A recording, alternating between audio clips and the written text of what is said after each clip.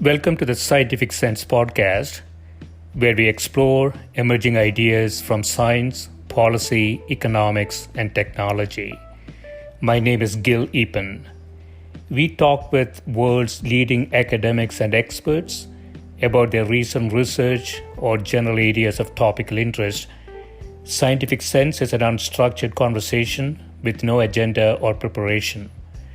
We cover a wide variety of domains where new discoveries are made and new technologies are developed on a daily basis.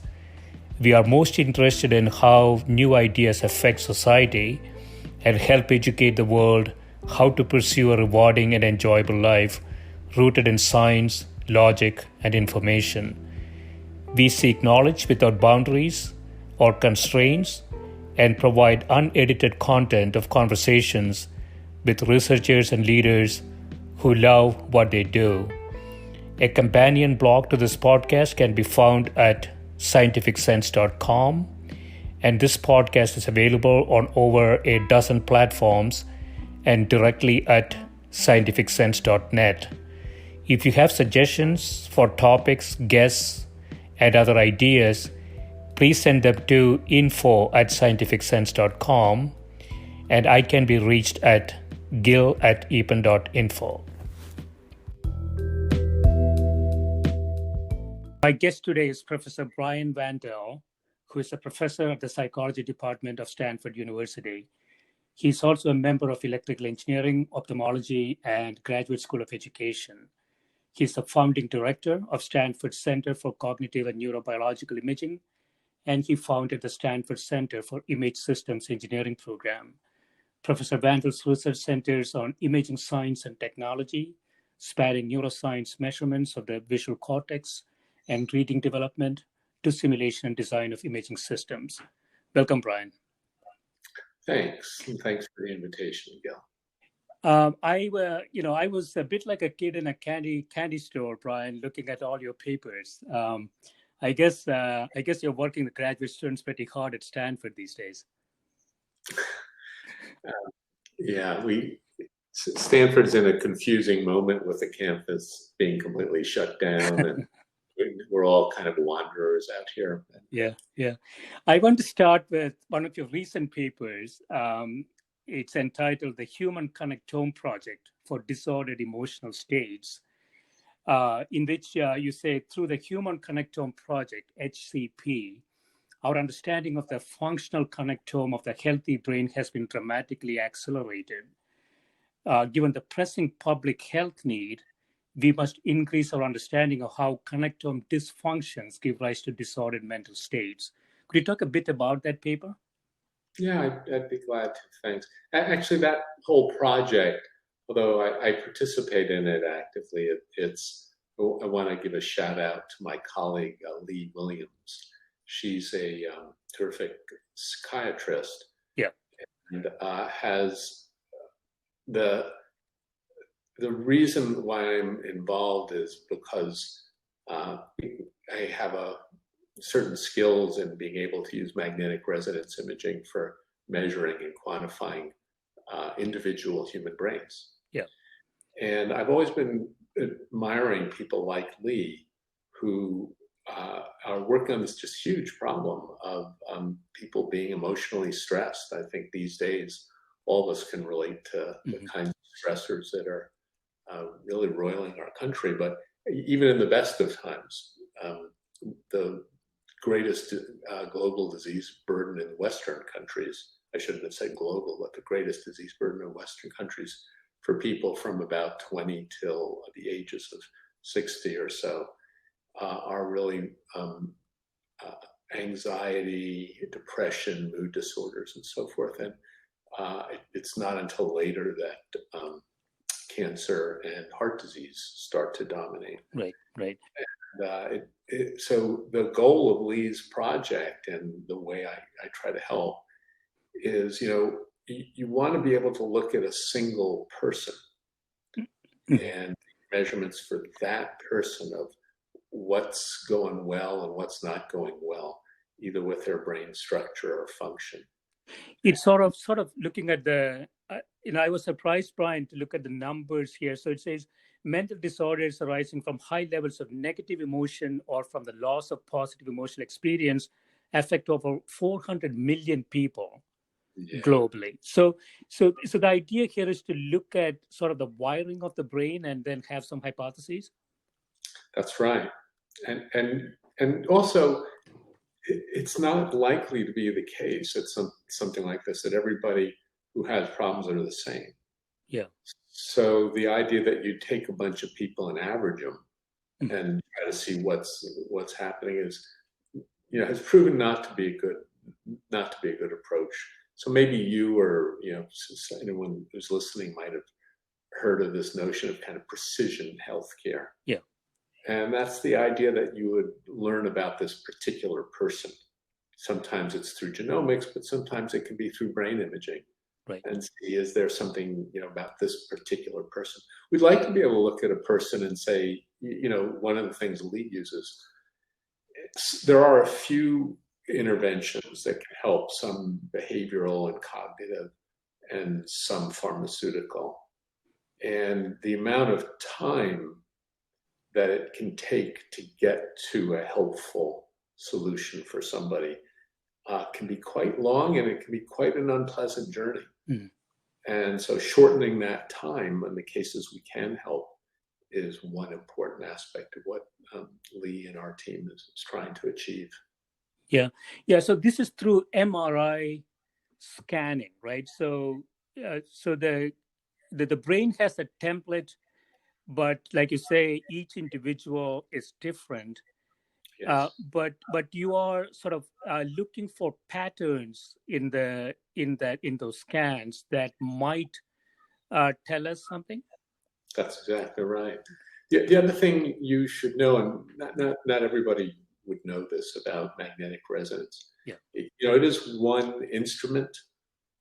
In other words, it's a big magnet, and there's a bunch of electronics, and there's a bunch of software that we use to analyze the data.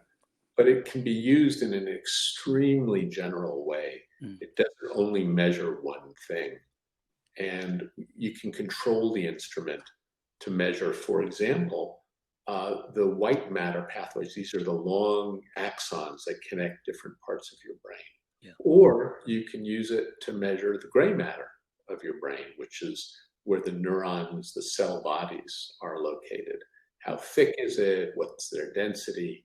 Or you can use it to measure indicators of functional activity, what is responding, which neurons are responding during that task. So it can be used in many, many different ways. And that's why this project has so many authors, and it's a really big challenge. We're trying to use MR in a variety of different ways to see which signals might be the most helpful for shortening the diagnostic time. Are we generally successful? I would say there has not been. I'm very optimistic. Yeah.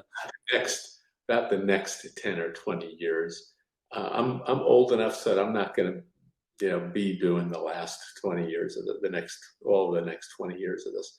But the physics of this is getting much better. The ability to handle large data sets at scale is getting much better. I look at the younger scientists, and they're just a lot smarter than I was. And I am very hopeful that we will come to new ideas. But I would say at this point, there have not been real breakthroughs in diagnosing mood disorders via standardizable MR techniques or other techniques, either EEG. But I would say the number of companies that have started up in this space and the number of hopeful little papers, gives you a sense that we might be making some progress. But I can't really say that I'm confident in any of them at this point. Yeah. No, it's interesting. I mean, on one hand, you can really understand how a single cell could become a human being. On the other hand, you say, well, there is a template, a design template. How many variations could you have? And I guess the answer is infinite. And hence, it's a really, really complex problem to solve. But if you can solve it, in the healthcare context, Brian, as we treat mental health almost separately from physical health.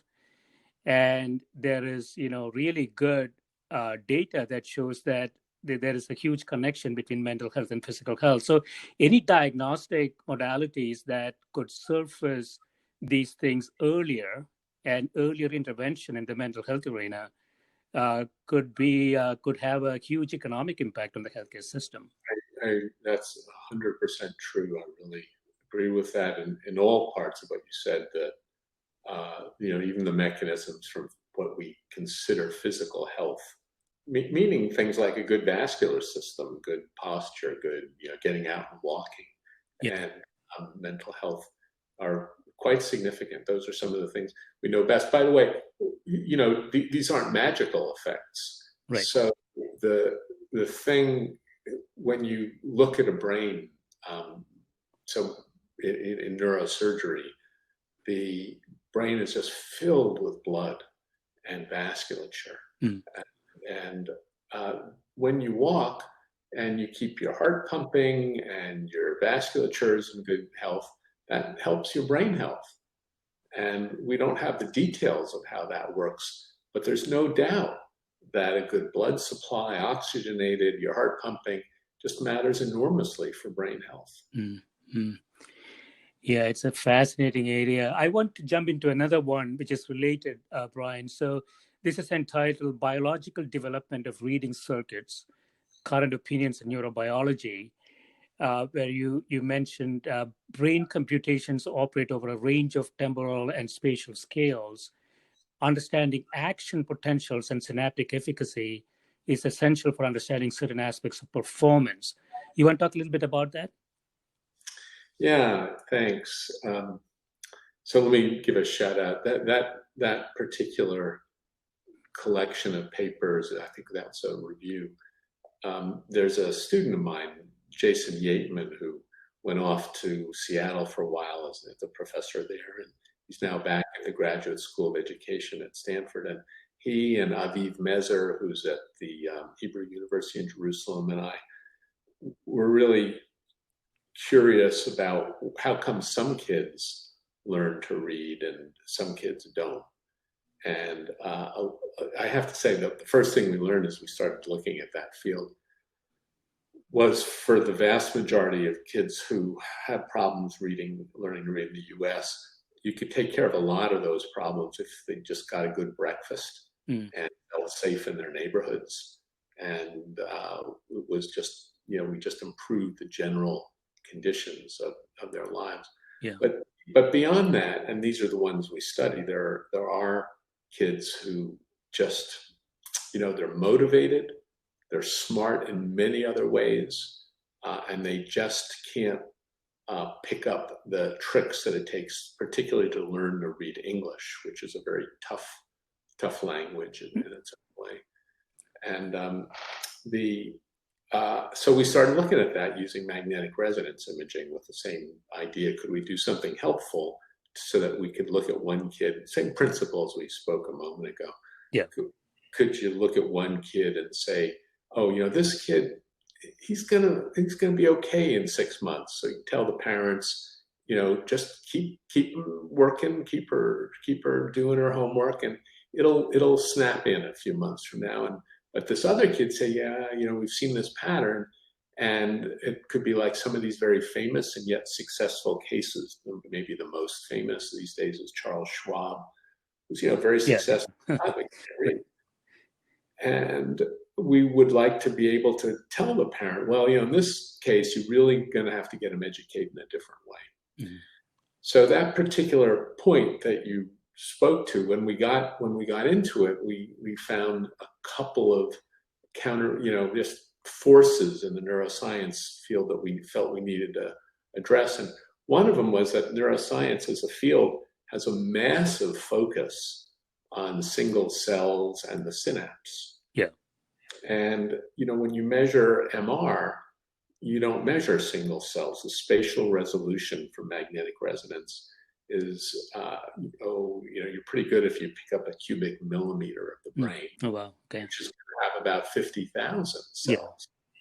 And amongst all these, high-end electrophysiologists and basic scientists, being at the synapse, and there could be, 5,000 synapses on a single cell. That's where the cool people are. Well, that's, if you're a computational person, as I am, no single synapse is really critical for computation. It can be critical for drugs. Yeah. And a lot of this comes from big pharma. So, we got to control the synapse because that's where we can deliver drugs to and have an impact. But for understanding what the brain is doing, sometimes you want to be at a different spatial resolution. Right. You want to see different parts of the brain, the back to the front of the brain. You want to see the pathways that connect it. And so that paper was one of our attempts to express the view that there's real meaningful work to be done at the coarser spatial resolutions. Yeah, that's really interesting, Brian. So, you mentioned sort of the initial conditions that the kid is in, and it has a huge impact, right? You say here cell development, growth, and pruning of dendritic arbors and axons, the status of the glia. So really at that scale, not at the cellular level, but at the structural level, if you don't have the right initial conditions, you are kind of designing in a sort of a different system, almost sounds to me, right? That's right. Yeah, and in fact, you raised let me define a word for everybody. Most people know the word neuron as the kind of computational element in the brain. But over the last, maybe not more than 20 years, led by a quite remarkable scientist who was here at Stanford, Ben Barris. Yeah.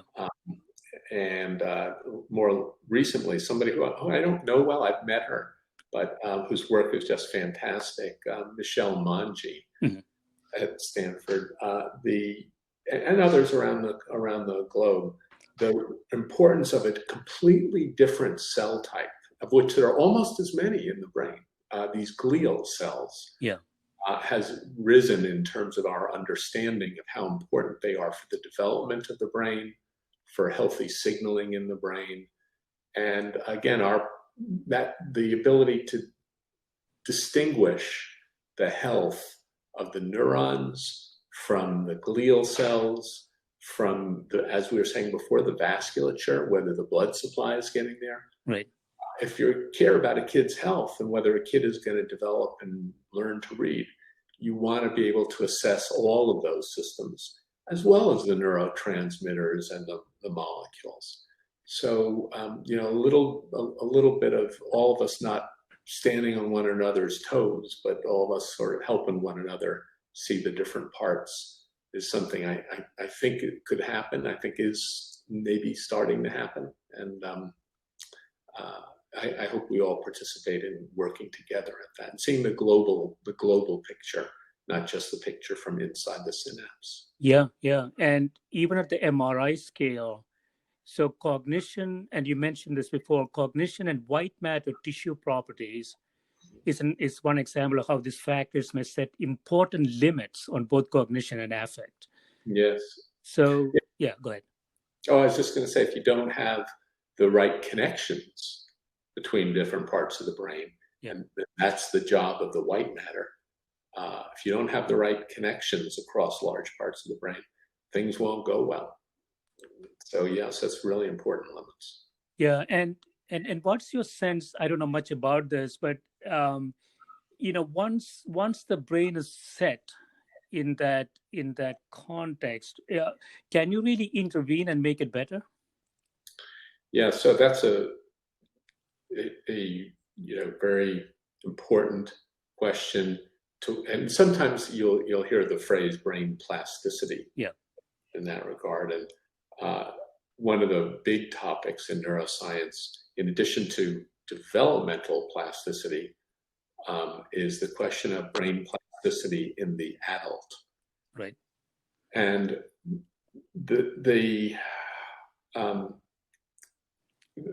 it was a very heated area. Mm-hmm. So in the early days, so there's a kind of a pair of very famous Nobel laureates, Hubel and Wiesel, who did many studies of brain development and came to the conclusion that there was an early stage of plasticity, which we all marvel at, right? We watch our kids grow and we understand that's hugely important. And kids are remarkable what they can recover from and can't. And then they argue that there was a critical period after which there wasn't much plasticity left. Mm-hmm. And there was then a big pushback against this, that no, the brain is plastic. And there's a period of time, I don't know, Gill, if you remember this, but the public radio stations used to have ad after ad after ad about brain plasticity and companies that would help you drive forever and live forever. Right, yeah. But the extent of plasticity in the adult brain is far less than the amount of plasticity in the developing brain. Mm-hmm. And that seems to me pretty clear.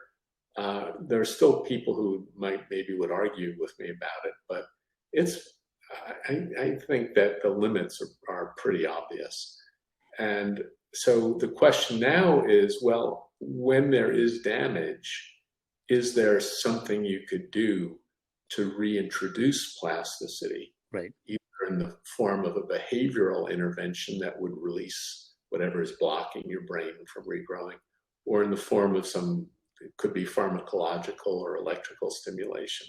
And this matters for cases like stroke patients who've had parts of their brain destroyed. It's open to technologies like stem cell therapies, where you would try to reproduce and regrow and reinsert things.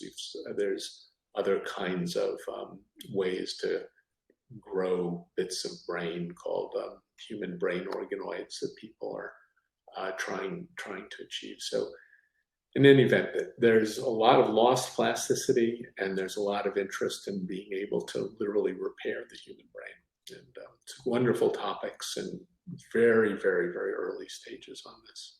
Yeah, and this is not the paper, but I know that you have done some work in this area too. So certain diseases like Alzheimer's, for example, one question would be, is it really destroying any remaining plasticity in the brain as well, right?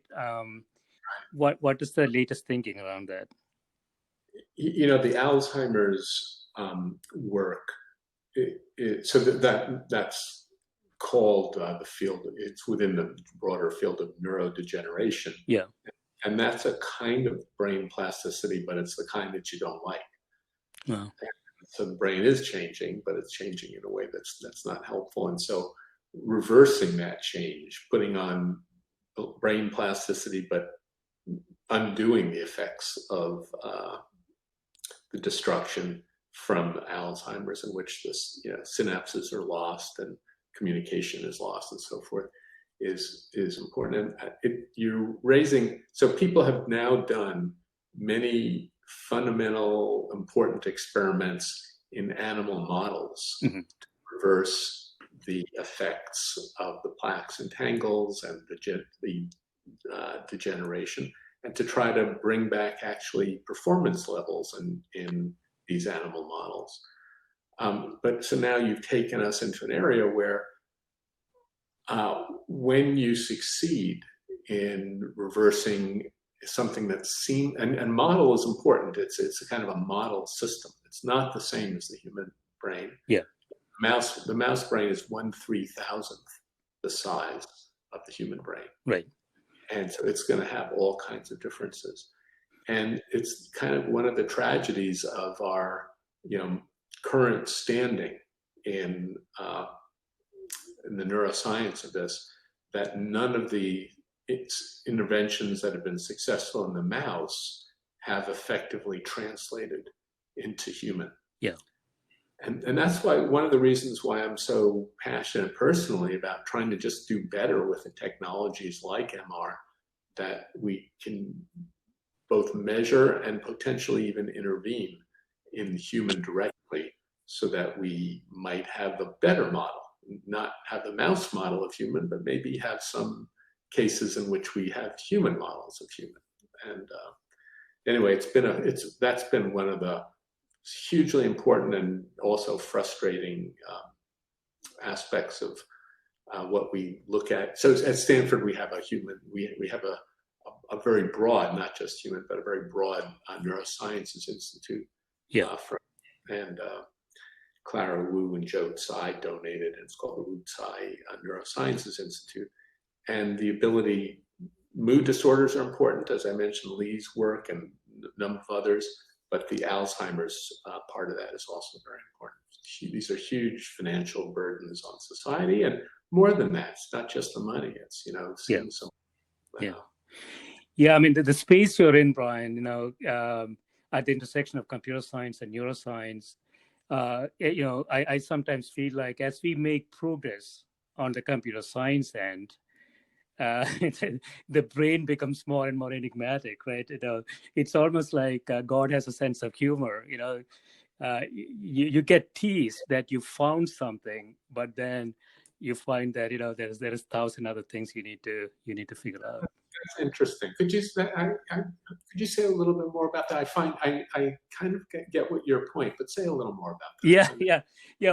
So what I was saying, Brian, is the computer science, we are making quite a bit of sort of, I would call it mechanistic programmatic advances.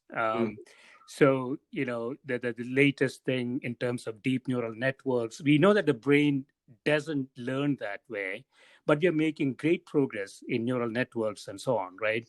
Yes. But when you go back and look in the brain, it seems like we find more and more things that we don't understand. Right. Right. We at no point we can say we have a better handle of this, and we know this is how it's functioning. It seems like we have some component level understanding, but it's not really progressing to more of a holistic understanding. Yes, no, that's important. And I wonder, so we take this reductionist approach, right, in science. And I often wondered if that is probably the wrong approach to the brain. And you kind of hinted on that as well, that it's the structural aspects of the brain that is really driving it. It's not necessarily the cells, the cellular type understanding. Yeah, I hate to. So I am quite fond of and count amongst many of my close friends people who really do important work on studying cells and their behavior. And I wouldn't, I'm sure you also, neither of us want to diminish that. I just felt that the balance had gotten to the point where people would say, if you were studying the system, you weren't a real scientist. You were just, joking around. You needed to know the genes and the molecule. Right. And I thought that had shifted a little far. And I would never argue that you don't want to know the genes, or if you could, that of course you would want to know that.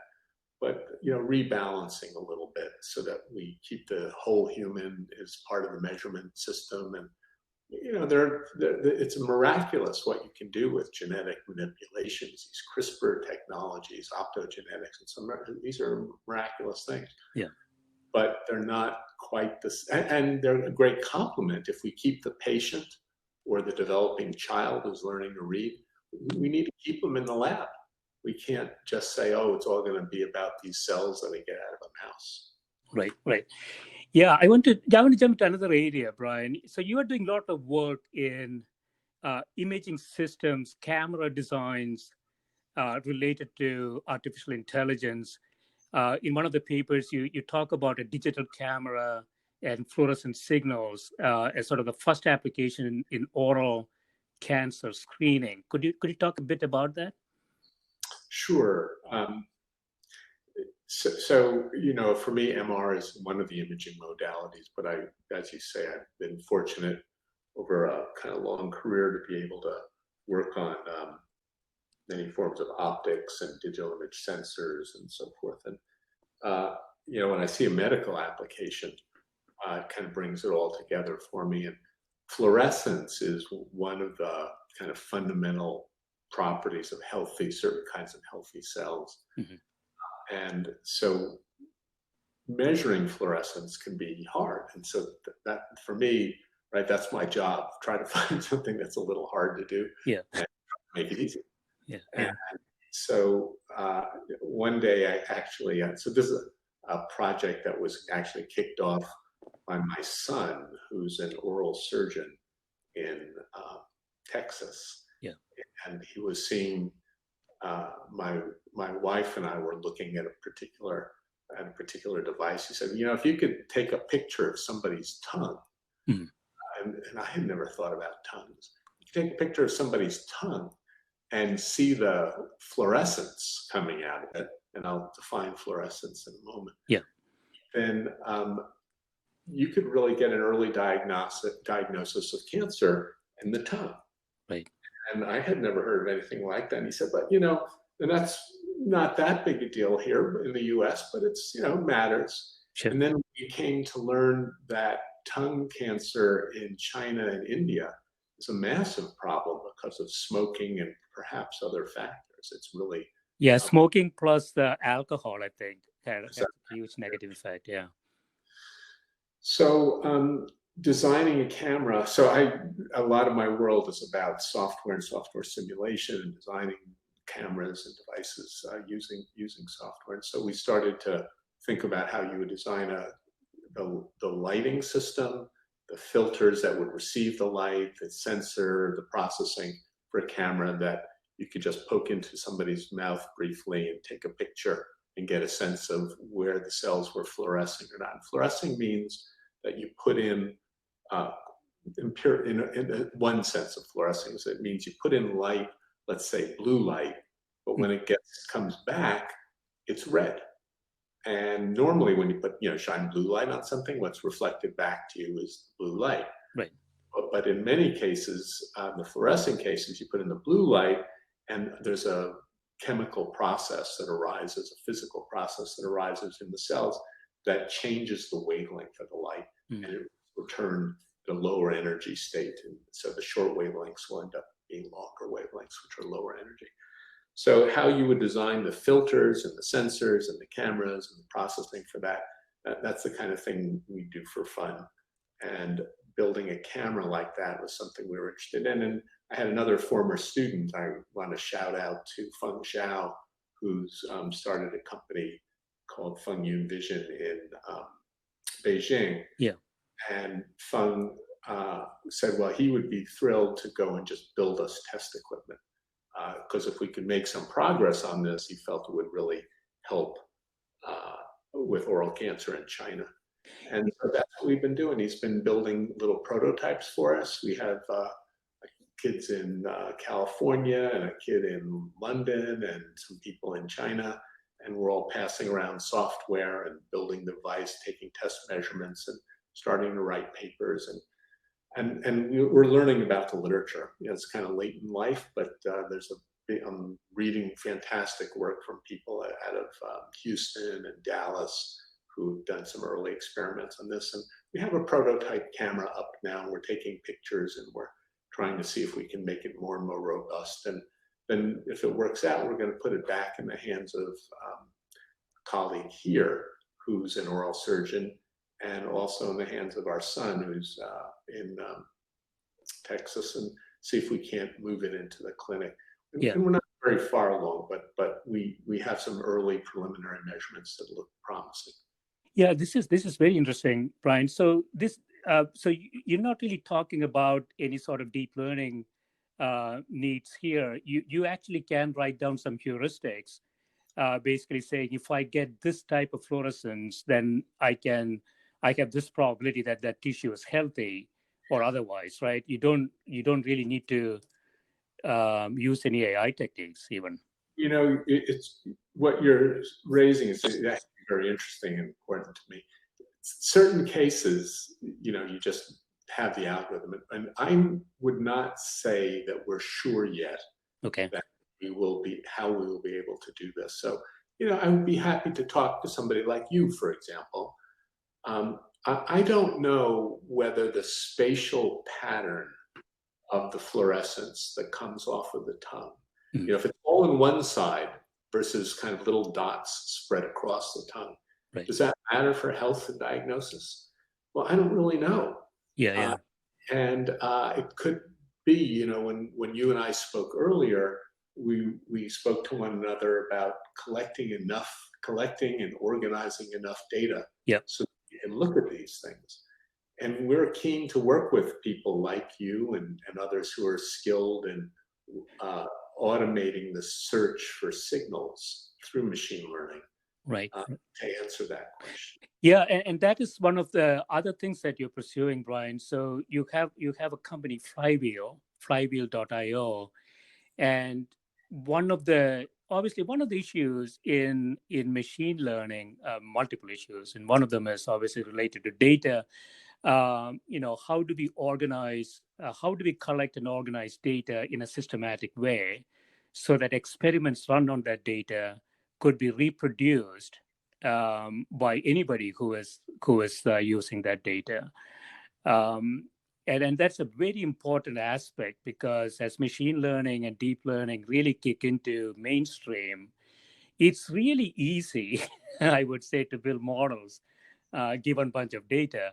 It's not that easy to actually reproduce those results in a robust fashion, right? That's what you're really focused on at Flywheel. Yeah.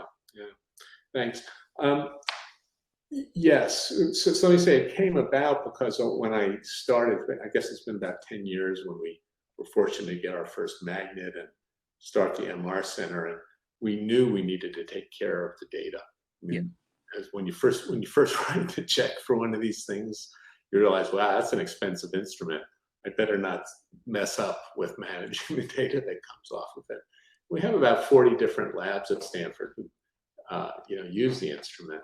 And so we worried a lot about stewarding the data, making sure that we didn't lose it, that it was properly recorded, that it would be easy for people to share if they wanted to share. And these weren't going to be my data. They were going to be data that, different labs would acquire. And, they weren't always ready to give it away right away. They wanted time to process it and work on it. But we knew there'd come a point where they'd be done and it should be easy for them to share and to compute, try things with colleagues in electrical engineering, computer science, applied math, with these data. So yeah, we built you would have thought, by the way, I don't mean to throw Stanford under the bus here, but you would have thought at a place like Stanford, when you buy a big expensive instrument, that it would be an instinct for them to say, whenever we put up one of these centers, we always have to have a data management plan. And Stanford was actually really great about helping us choose the color of the paint and the carpets. But then when it came to data management, it was one big shrug. Yeah. So my buddies who were building this thing with me, particularly Bob Doherty, who's now at another company called MindStrong, and Gunnar Schaefer, who joined me at Flywheel, we thought we really had to build a data management system. We actually tried to get help from our colleagues in the computer science department. That was another interesting experience, because I went over there, and I'd been around long enough, and they would take meetings with me, but they'd all look at me and say, well, that's just too easy. That's not a hard problem in computer science. In computer science, we are doing these super advanced things. Yeah. So we fell in between just could buy it off the shelf from Dell or something, and something that computer science people would work on. So we built our own system for data and computational management, and it seems to have fallen into a sweet spot. And I'm glad you see the value in it. And many people at this point, Flywheel's doing okay. But for us, the main point is being able to share the work and letting other people check your work. So, a lot of stuff is hard, and we all benefit if, when you publish something, somebody else can come in and check that you did it the right way, and then build on it. And that really is the premise of that company. Yeah, yeah. The other side of data, as you know, Brian, is, when I talk to my clients, sometimes they say, well, we have to collect all the data first, Yeah, and then we'll figure out, how to use it. And uh, oftentimes, you spend years collecting the data, and by the time you come to use it, the data has already changed. yeah. And so the real, capabilities in the area of machine learning and deep learning is really the ability to systematically discard data. And this is not something people really think about. I think the brain is a good example of it. Mm, Brain is a very efficient discarder of data, and focus on what is really needed. But our kind of designs in the AI arena basically is looking for all the data mm, in some way, right? But the data is, if the data is organized in a form that is standardized across different modalities, mhm. then you will be able to see what is most useful much faster, right? I agree with you. Yeah. I have to say that I think the reason there are two things that we've learned so far, and I hope the story will continue to. We have a ways to go, but there are two pretty fundamental things we learned that build on your comments here. Yeah. The first is don't let the data out of your hands when you get it from the instrument. Yes. Yeah. Because you were saying how hard it is to go get the data. Yeah. Well, if you're sitting at the instrument and the first thing that the instrument does is put the data in a database, Right. you're okay. And for many years, and still many people don't appreciate this, if you say you take the data and you let it go out to the 40 different labs, and then you say, well, could I have it back, please? That's impossible. Okay. So by putting the acquisition of the data right in the instrument itself, which we could do on our scanners, Mm. that was very helpful. We now have this, just in our one center, we have a massive data set, but we're now managing. I thought it was massive, but I would say, I don't know if I'm allowed to, I may not be allowed to name the company, but we're working with a very large pharmaceutical company. Yeah. And they have millions of data sets. I was impressed that we had many tens of thousands. But these companies at global scale have millions of data sets, Yeah. and they're not organizing them well. Oh, yeah. Yeah. So getting the data in and organized is, key. And we're glad to have this one partner who recognizes that, and hopefully go others.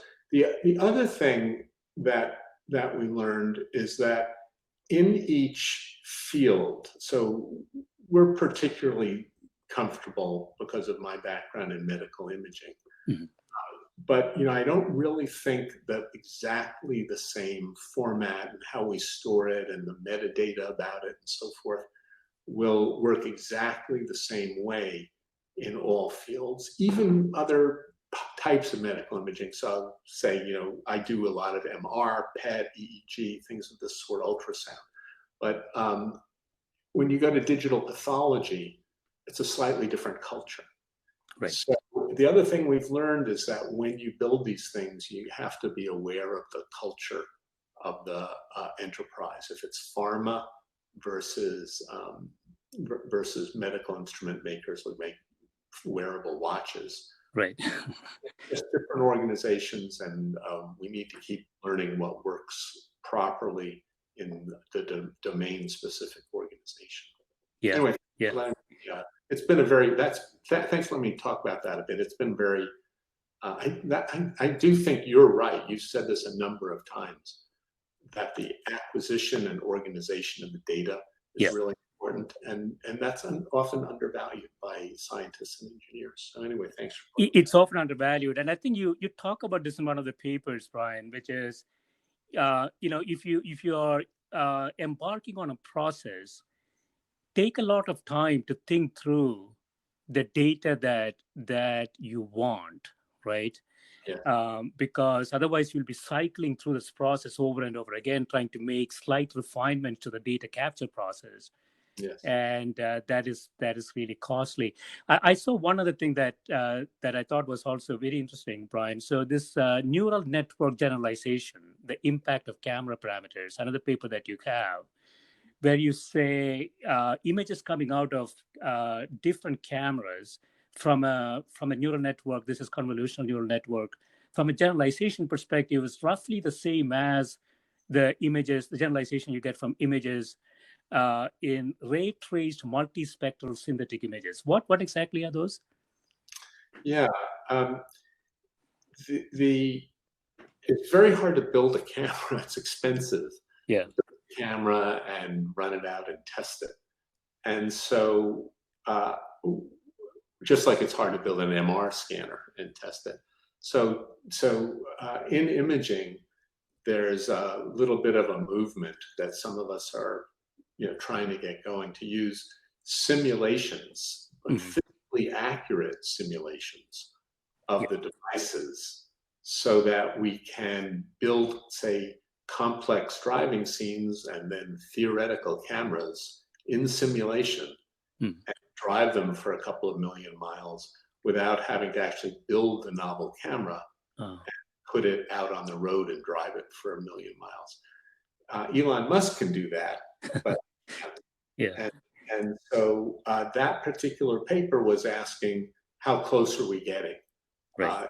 Are our simulations, which the technology for getting physically accurate images that you can use as inputs to physically accurate cameras, it would be called multispectral because it's many different wavelengths of light. Ray tracing is the right technology for getting physically accurate measurements.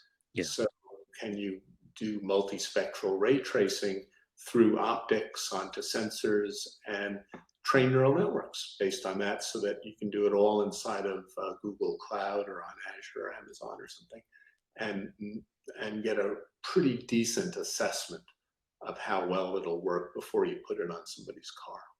Right. And at least in the first few attempts, they do pretty well. There's a little growing in, I would say right now. So the thing, we didn't know how to measure it exactly, right? Because we weren't I'm kind of a practically oriented, and I couldn't say, well, okay, this is how it's simulated. Now let's get out there and drive for a couple of years. Right. And that was not available to me.